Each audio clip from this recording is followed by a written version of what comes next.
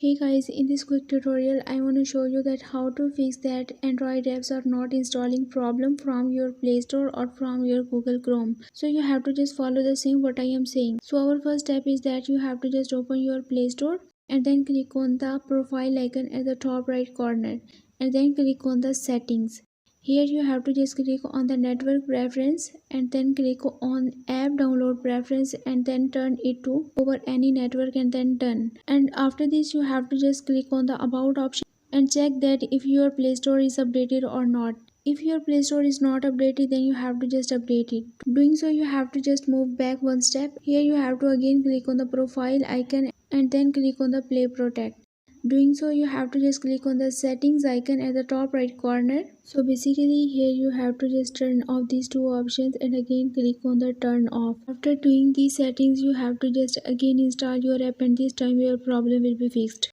And if you are using the Chrome browser for installing your app, so you have to just open your Android settings and then you have to just scroll down and then click on the apps management or apps or the apps manager. Click on the app settings and here search for your Chrome and then tap to open it. Doing so, you have to just click on the storage and the cache and clear your cache here. Move one step back and then click on mobile data and Wi-Fi and check that if it is allowed to the both networks. Doing so, you have to just restart your device one time. After restarting, you have to just retry to install that app and this time your problem will be fixed. But if the problem persists, then you have to just check your internal storage of your Android phone, that if your internal storage has enough space to support that app, and if your internal storage has not enough space, then you have to just try to delete the some unessential files from your internal storage in order to free up the space for that app. Doing so, you will be able to install that app